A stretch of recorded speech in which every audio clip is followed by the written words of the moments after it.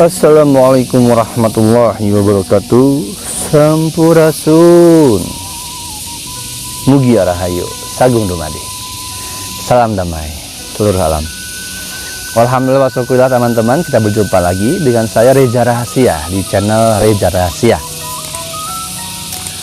Seiring saya muncul dan aktif di YouTube, banyak sekali orang-orang, baik secara perorangan ataupun berbentuk padepokan, yang meminta saya untuk bertemu. Beberapa mengirim murid-muridnya untuk menemui saya, mengajak diskusi, mengajak berdialog, dan bahkan tidak sedikit yang mengajak saya untuk bergabung bersama padepokannya, bersama organisasinya, dengan landasan, dengan tujuan, visi misi mendirikan Pajajaran Anyar.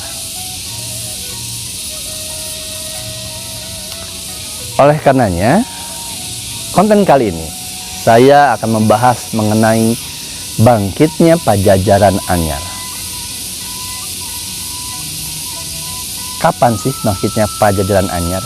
Apa sih sebenarnya Pajajaran Anyar itu? Apakah Pajajaran kerajaan yang dulu muncul kembali dengan pemimpin yang baru, atau bagaimanakah sebenarnya? Ini adalah hal yang sangat penting, sangat krusial, karena berbagai macam orang ataupun pihak banyak yang mengalami pergeseran makna, salah arti atau salah paham, bahkan beberapa ada yang sampai seolah-olah tanda kutip jadi ingin mendirikan sebuah negara di dalam negara. Pemahaman saya mengenai Pajajaran Anyar akan saya sampaikan di sini. Semoga bisa diterima. Kalaupun tidak, maka sampai saat ini cukup hentikan videonya, matikan, pindah ke channel lain. Apa yang saya sampaikan mengenai Pajajaran Anyar ini merupakan hasil olah rasa, olah pikir saya, dan juga diskusi dengan beberapa orang-orang yang saya percayai, saya anggap kredibilitasnya sebagai manusia dan yang menjaga adat istiadat juga tauhidnya yang kuat. Pajajaran Anyar akan saya sampaikan di sini. Tetap kaji dan olah kembali, jangan ditelan mentah-mentah. Setiap apapun yang saya sampaikan, konten apapun itu, hanya untuk menambah wawasan, dan utamanya untuk semakin mempertebal, memperkuat keimanan kepada Yang Maha Kuasa. Inilah makna sebenarnya Pajajaran Anyar.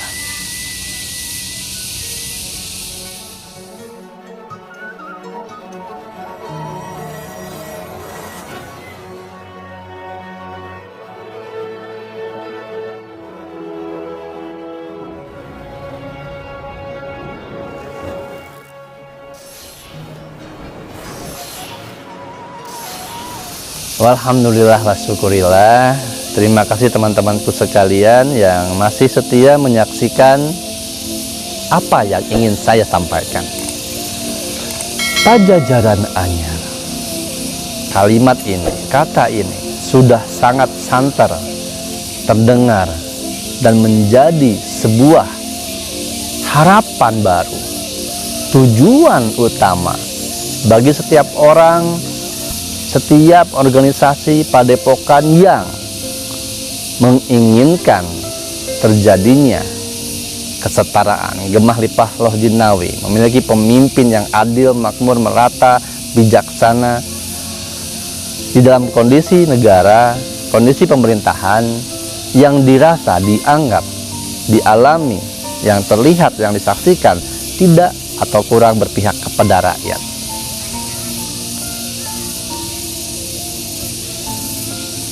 Banyak yang mengajak saya untuk bergabung dengan padepokannya, organisasinya, pergerakannya, untuk membangun Pajajaran Anyar. Beberapa di antaranya mengirim muridnya untuk bertemu saya. Lalu mengobrol dengan saya muridnya sampai berkomunikasi lewat handphone. Dan membujuk saya untuk membentuk Pajajaran Anyar. Ada dengan berbagai macam alasan. Ada yang menganggap bahwa harus dengan saya membentuk Pajajaran Anyar. Ada yang mengira bahwa saya yang bisa membuka Pajajaran Anyar. Saya adalah merupakan salah satu ornamen atau fondasi yang bisa membuka atau mewujudkan Pajajaran Anyar, dan lain sebagainya. Teman-temanku sekalian, saudaraku sekalian, seluruh Nusantara, saya hanyalah manusia biasa.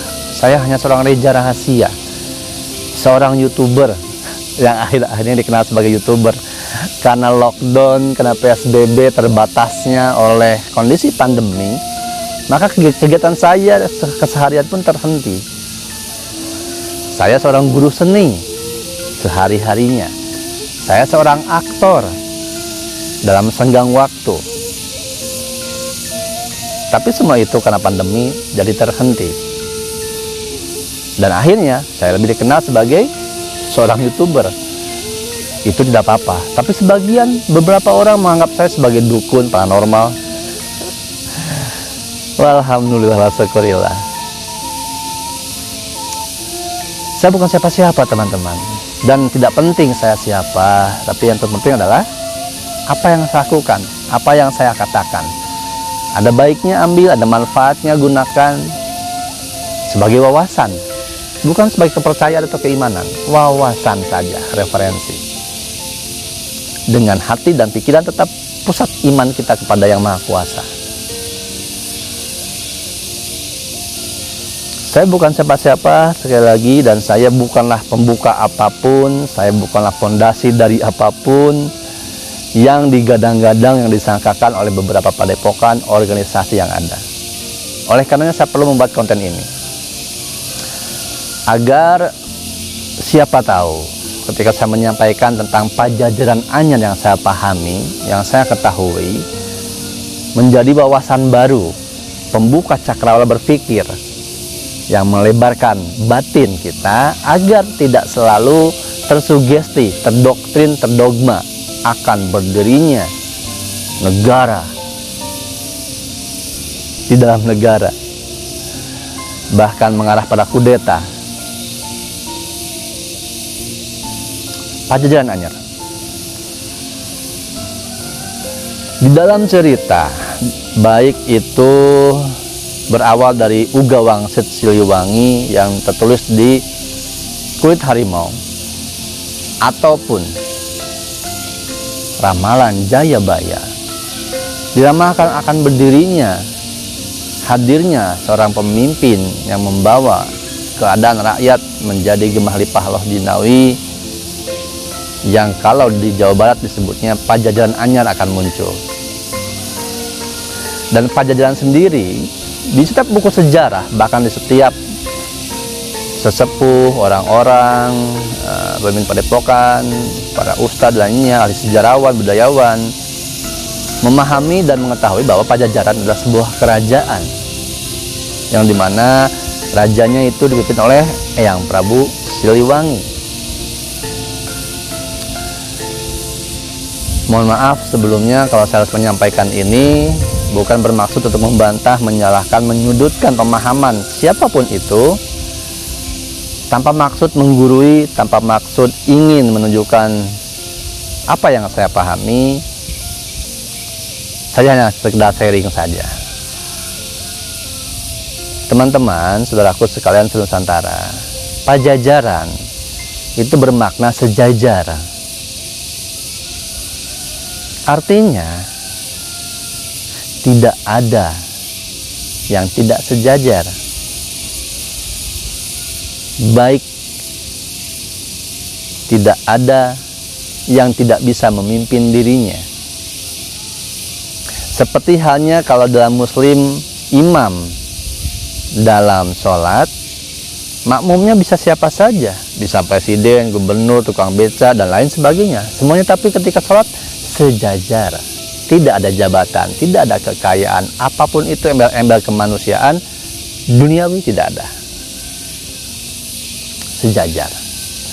Jika kita lihat sejarah yang tertulis di buku, maka awal berdirinya Pajajaran itu bersatunya Kerajaan Galuh, Pakuan, Kerajaan Gajah dulunya, Kerajaan Sunda. Sunda, Galuh, Pakuan adalah Pajajaran. Maka disebut sejajar karena mempersatukan 3 kerajaan. Dan pada masa itu yang mempersatukan adalah Eyang Sri Baduga Maharaja Jayadewata Prabu Siliwangi Pamanah-Rasa. Itu yang dibungkus dari turun-temurun yang disampaikan.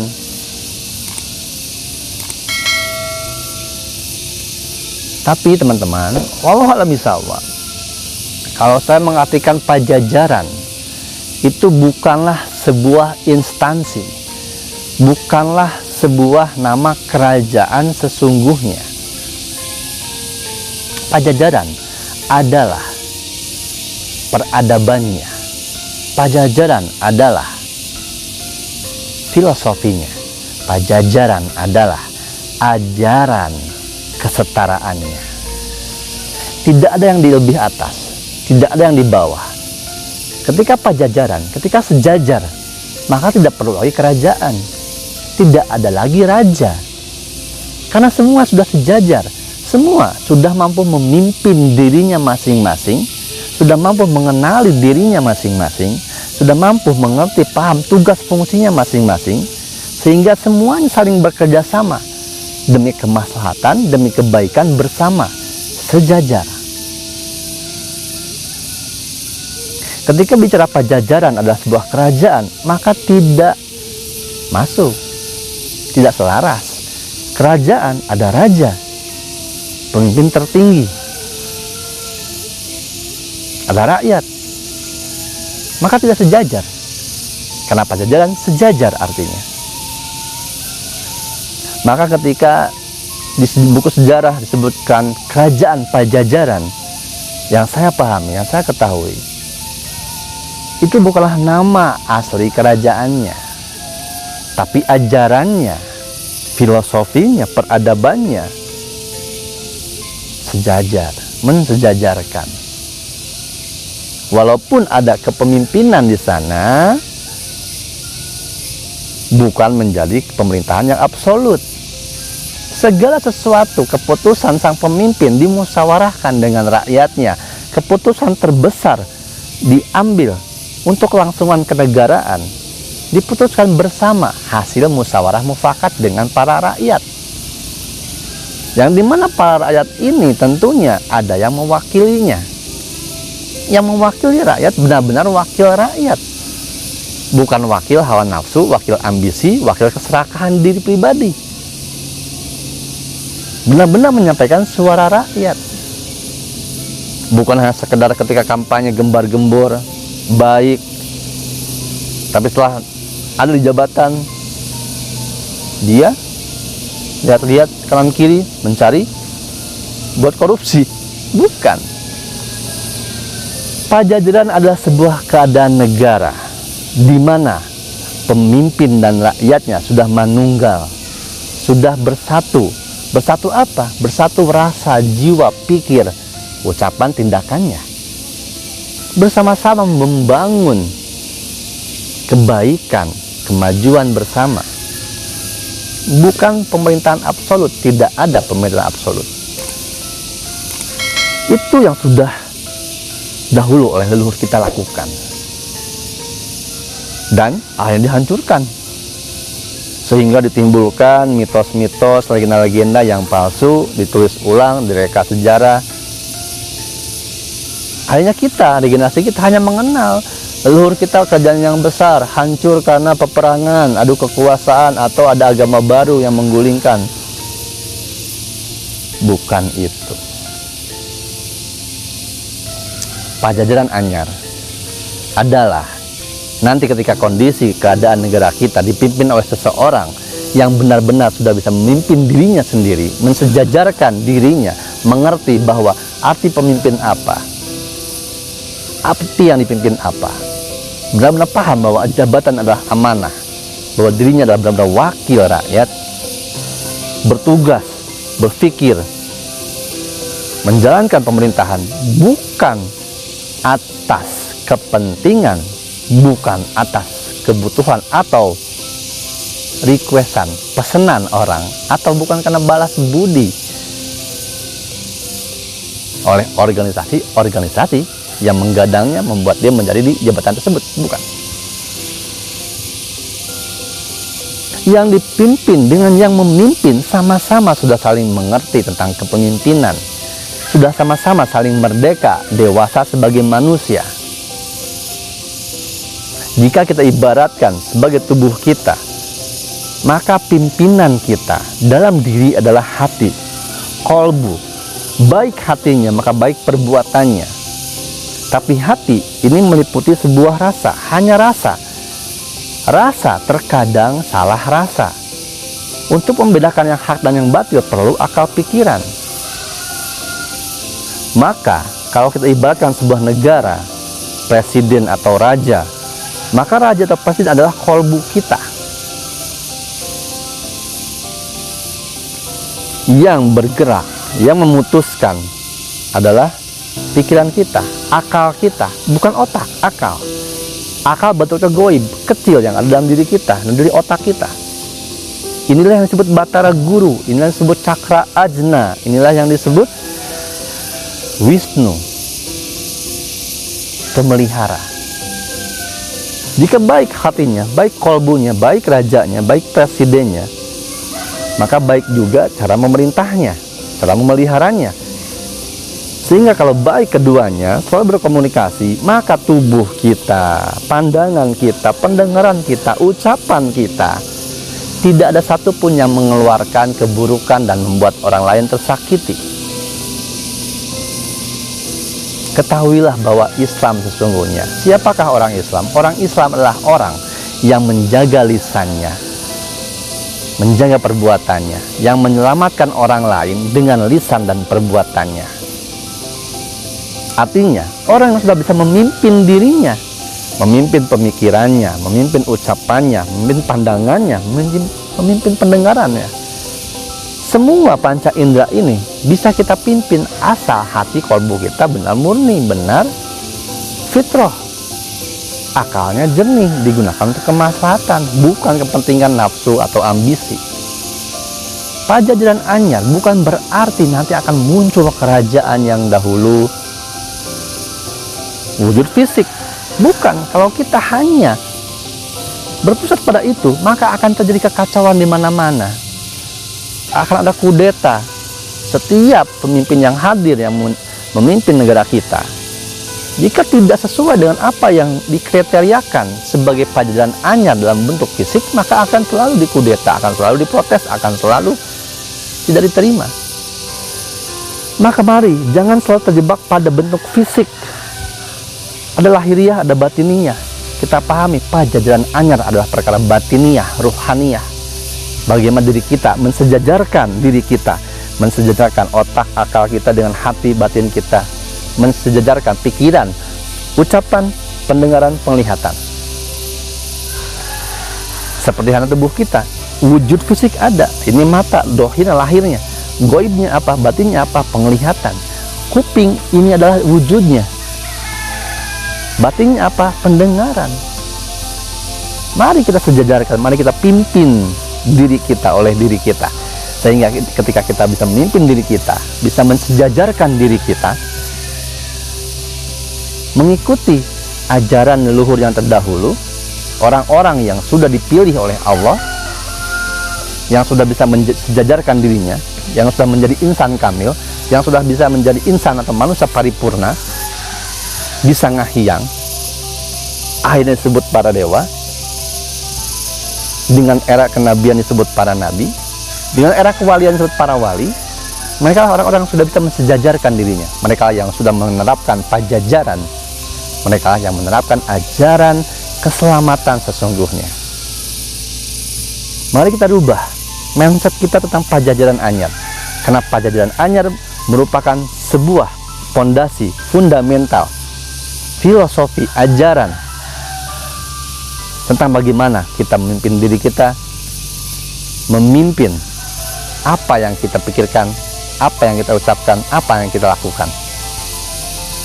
Lalu ketika kita sudah menjadi pajajaran, mari kita kerjasama mensejajarkan kembali agar semuanya jadi bersama-sama, sehingga Pancasila pun terwujud bukan hanya sebagai lambang negara, dasar negara, tidak, tapi jadikan dirinya. Pancasila sudah sangat mulia, sangat baik, sangat sempurna dirangkai oleh Bapak pendiri bangsa. Tapi bukan hanya untuk dibaca saja setiap upacara, diamalkan, dijadikan pendirian kita. Maka setiap manusia, setiap rakyat Indonesia yang benar-benar sudah bisa mengamalkan Pancasila secara bersama-sama, tanpa saling ejek, saling menghina, saling menyudutkan, tidak ada sirik, itulah dasar pondasi terwujudnya Pajajaran Anyar. Semoga apa yang saya sampaikan bisa diterima. Jika salah mohon dimaafkan, anggap saja ocehan orang tidak jelas atau apapun bebas. Tapi jika ada manfaatnya dan bisa menjadikan sebuah wawasan baru untuk supaya kita keluar dari zona lingkaran doktrin dogma yang membuat kita tidak berkembang berpikir dan selalu gampang diadu domba atau disetir oleh orang yang tidak ingin Nusantara berjaya kembali, yang sudah lama mengubur sejarah masa lalu leluhur Nusantara, sehingga keturunan Nusantara malah menjadi membenci leluhurnya sendiri tanpa alasan yang tidak tahu. Kenapa? Karena tulisan-tulisan buku-buku sejarah yang memang ditulis ulang untuk merekonstruksi, merubah sejarah. Semoga kita selalu dibimbing oleh Allah Subhanahu wa Ta'ala untuk kembali kepada jalan yang lurus, jalan yang sudah dicontohkan oleh para syuhada, orang-orang yang diberikan petunjuk oleh Allah, para leluhur kita, para wali, para nabi, para syuhada, para hyang, para dewata. Sarjana Asia, mohon maaf salah-salah katanya. Sekali lagi, jangan ditelan mentah-mentah, kaji dan olah kembali. Tetap jaga hati, jaga pikir, jaga rasa, dan jangan takut. Saya Reza Rahasia. Wassalamualaikum warahmatullahi wabarakatuh. Salam damai seluruh alam.